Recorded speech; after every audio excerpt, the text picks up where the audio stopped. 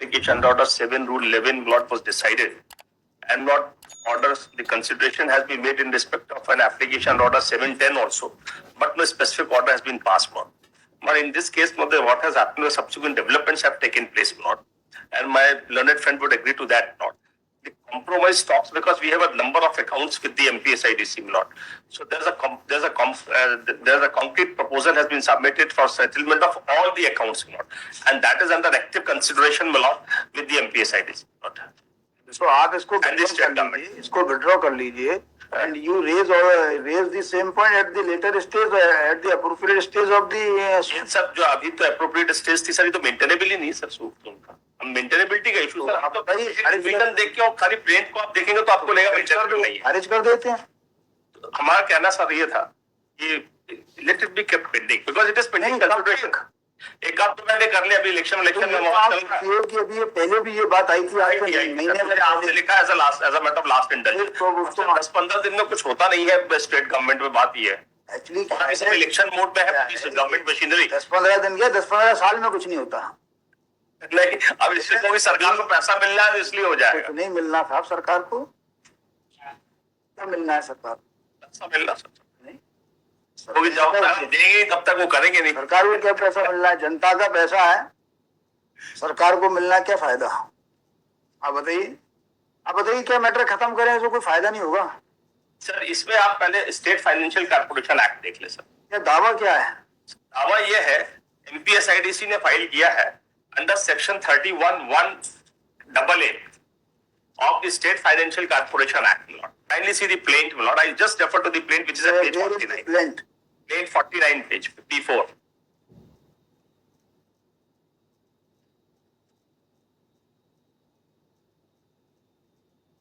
नहीं, page 59, the revision petition. This is P4. आप मानते हैं ना कि राजीनामा नहीं हो रहा? What my submission is, if some, in fact, not particularly this dispute, certain other disputes are going on, they might have been made some proposal, in respect of all the accounts, concrete proposal, not this is consolidated proposal has been given, which is in the dispute in this case. Some proposal. हमें बताओ, बड़े दिनों से हमने 7/11 में कोई दावा खारिज किया कि नहीं? तो कई खारिज कर दिया हमारे 7/11 में 7/11 में कर दिया था, आपने पिटीशन खारिज नहीं खारिज कीजिए सर, आपने हमारे पिटीशन खारिज किया। ये ऐसा केस है जिसमें दावा खारिज हो सकता है तो कर देते हैं दावा खारिज, इसमें कहिए ना, ऐसा क्लियर कट बताइए। स्टेट फाइनेंशियल कॉर्पोरेशन एक्ट देगा सर, 2 प्रोविजन बता देते हो, इनका सूट देख ले, बताइए दावा सर पेज 49 पे। सरकार बड़ी मुश्किल से तो दावा पेश करती है, गलत पेश कर दिया सर, तो चलने दो थोड़े बहुत दिन, क्या रिलीफ मांगिए सर। इसमें सर 31(a), हाँ रिलीफ भी बता देता हूँ सर। सर ऊपर हेडिंग देख ले सर, इनका ये जरूरी है, दावा काहे पेश किया, राज्य मदीने 1951 के अंतर्गत आवेदन रिलीफ क्लॉज देखा है, आवेदन पत्र ना।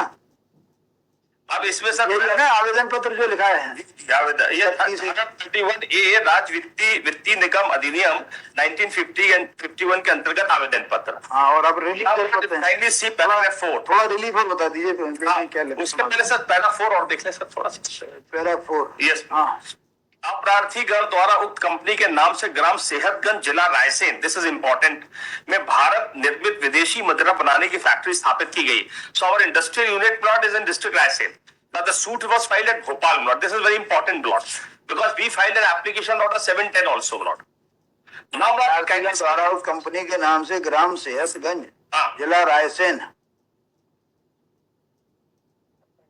अप्रार्थीगण द्वारा उक्त कंपनी के नाम से माने किस कंपनी के नाम से? सोम डिस्ट्रीज में लॉट डायरेक्टर के खिलाफ फाइल किया है, ये ऊपर लिखा है सोम डिस्ट्रीज के नाम से हमारी वहां पे फैक्ट्री है आपकी, हमारी कंट्री, और आपने जो है भारत निर्मित विदेशी मदिरा बनाने की फैक्ट्री स्थापित की गई है। यस, वो फैक्ट्री का जो है इंटर कॉर्पोरेट डिपॉजिट का ये मैटर, स्कीम का मैटर था।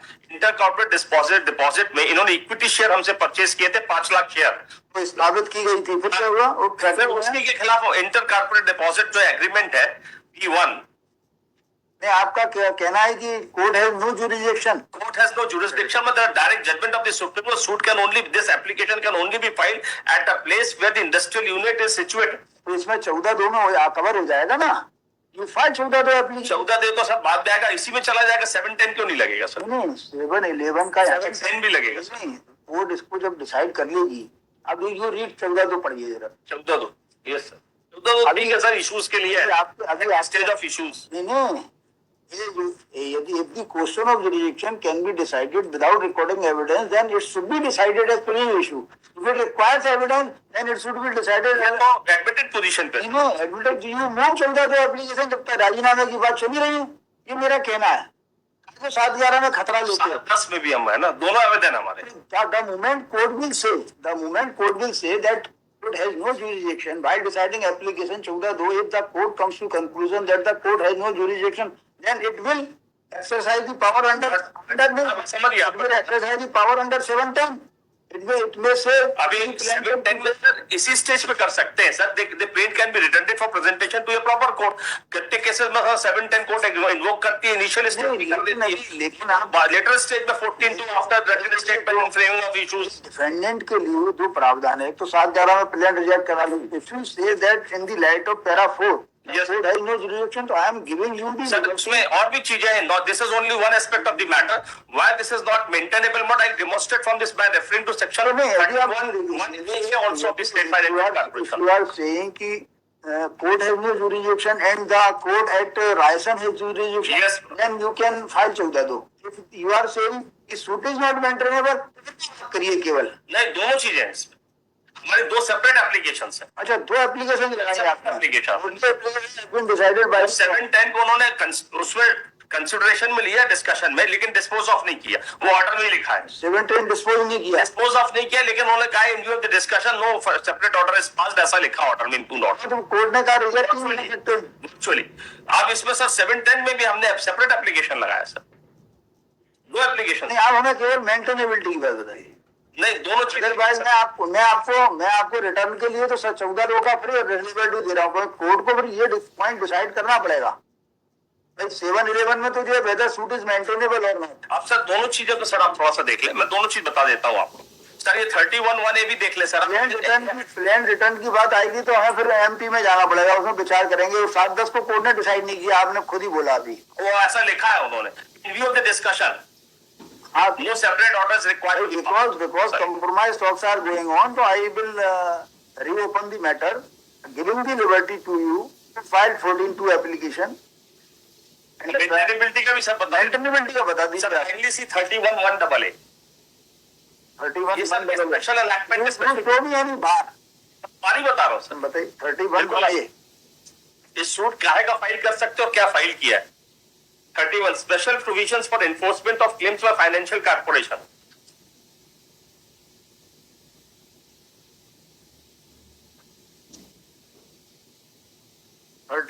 क्या पढ़ना है 31? हाँ सर मैं पढ़ा देता हूँ। ये हेडिंग है इसकी, special provisions for enforcement of claims by financial corporation.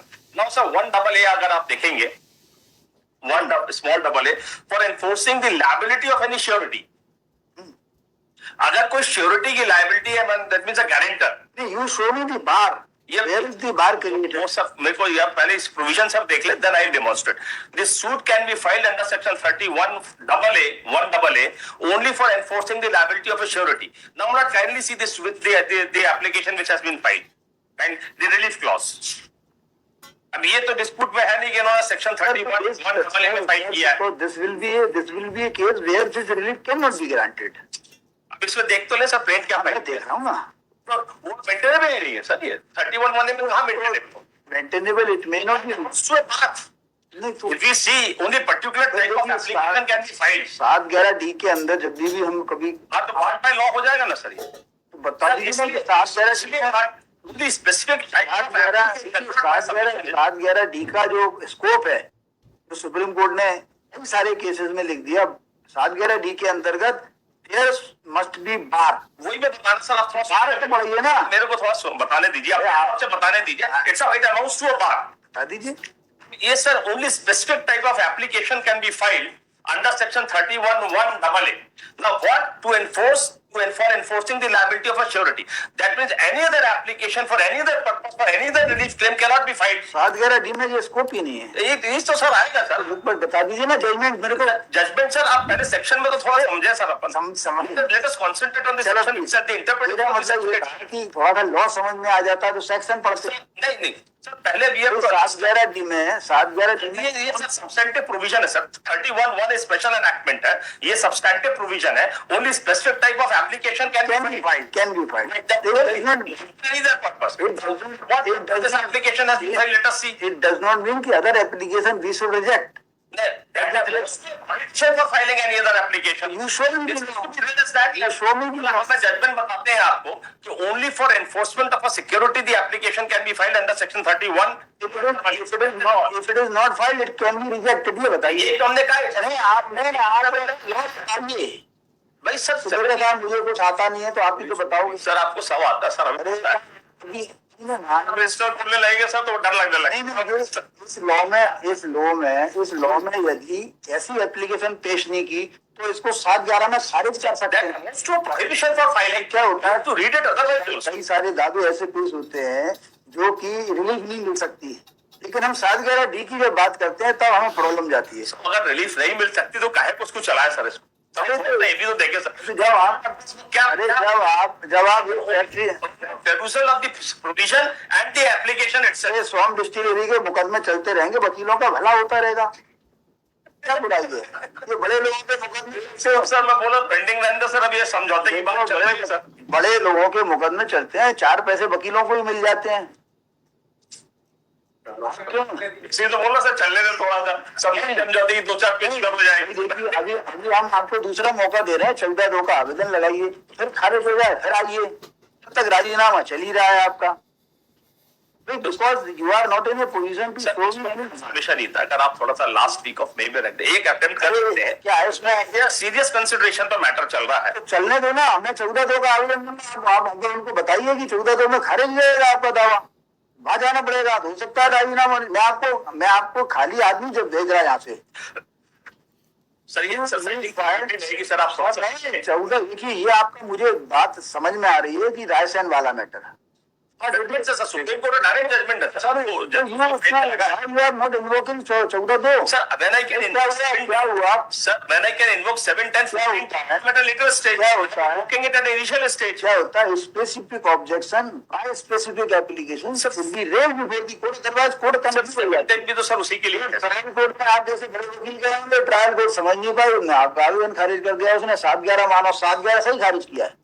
Sir 7, 10 भी तो उसी पर्पस के लिए है सर। सर 7, 10 प्रावधान क्या इस बात के लिए है? इसीलिए तो 7, 10 प्रावधान इस बात के लिए है कि यदि court comes to the conclusion that it has no jurisdiction and it will remand आप कोर्ट को पहले ये तो सेटिस्फाई करिए 7-14(2) लगाकर की नहीं सर 7-10 से अगर हम परसुएट कर सकते कोर्ट को सेटिस्फाई कर सकते 7-10 में कि that the court has that not being filed in a proper court, it lacks territorial jurisdiction, then the court can return the plaint. तो मैं कह तो रहा हूँ you file fresh application, court will decide the same without being influenced by the import order. जो 7-10 में हो सकता है वही 14-2 में होगा सर। आप मुझे 7-10 फाइलिंग बता दीजिए कोर्ट ने क्या लिखी है। 7-10 की फाइलिंग बता दीजिए कोर्ट ने क्या लिखी है। कोर्ट ने सर वो स्पेसिफिक एप्लीकेशन या तो डायरेक्शन दे दे कि हमारी एप्लीकेशन डिसाइड करें। मैं कहता रहा हूँ 14(2) फ्रेश लगाइए। ये मतलब डायरेक्ट 14(2) फ्रेश लगाइए, that will be decided afresh by the court without sir improved order. मैं आपका राइट्स खत्म थोड़ी कर रहा हूँ, बस यही है कि कोर्ट ने 711 डील किया है, गई नहीं है वहां पे।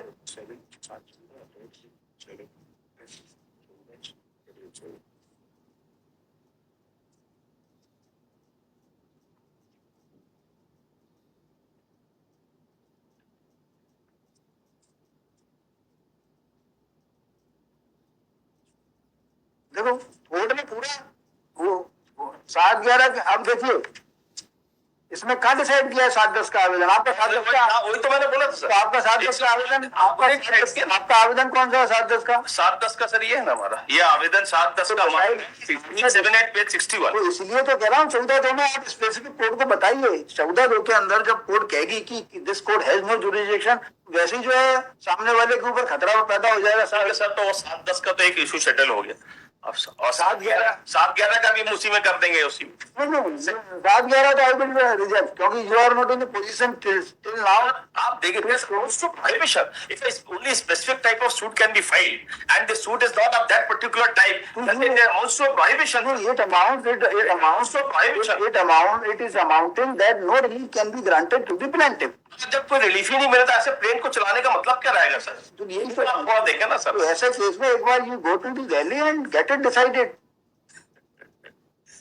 Unnecessary the suit जिसमें रिलीफ नहीं मिल सकती, स्टैट्यूटरी बार है, उसको चलाने के लिए we have to wait till the end of the matter. हमने सुप्रीम कोर्ट जजमेंट जो पढ़े हैं उसमें लिखे हैं कि 7-11 के अंदर जब भी कोई कोर्ट एक्सरसाइज करेगी अपना पावर, तो there should be some bar under the law. If there is no bar, then you cannot invest 7-7 Prohibition. If only a particular type of suit can be entertained, that amounts to a prohibition from entertaining any other type of suit. तो relief ही नहीं मिल सकती। If your lordship has rightly observed, if cannot get any relief.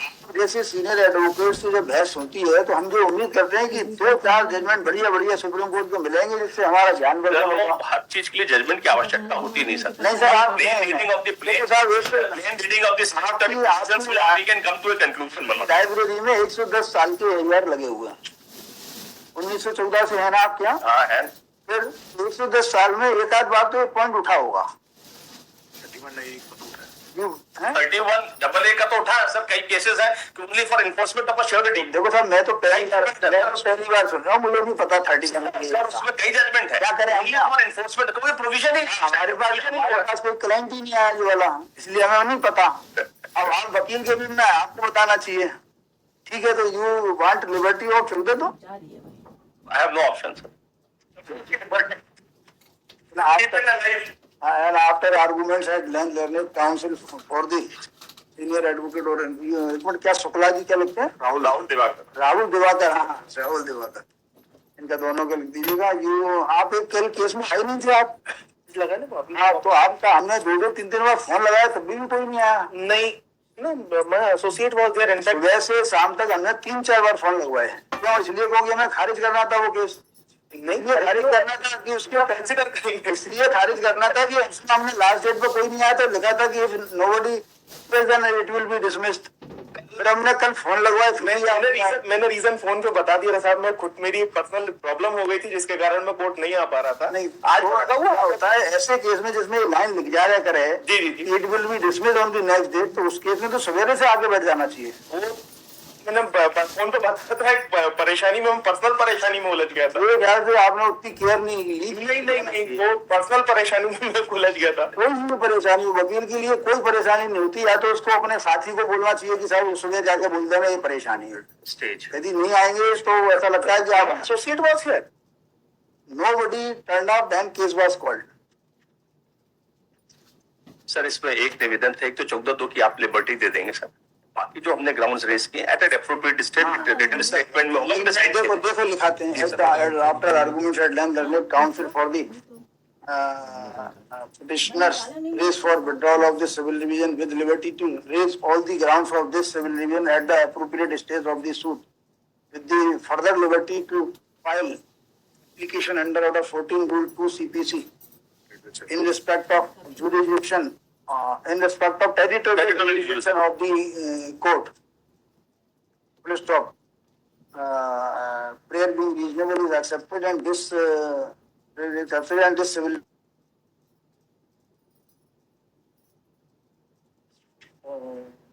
फिर लिखिएगा if any application under order 14 rule 2 CPC is filed by the petitioners, the same shall be decided by trial court on its own merits without being influenced by the impugned order dated 7/5/2018। Yes ठीक है ठीक है। Sir ये 25 और 28 में भी है sir, 2 serial number पे, इसको कल कर देंगे जी सर। 25 और 28 नंबर पे 2 केसेस है टॉप ऑफ द लिस्ट में, कल कर देंगे। 227 के ही सर कल कर, 227 की ही है, कल कर लेंगे सर। 225 और 28 28 नंबर कल पे लगा दो। As spread list tomorrow at the top of the list. Serial number 20, Sri Sanjay Kumar Sainik.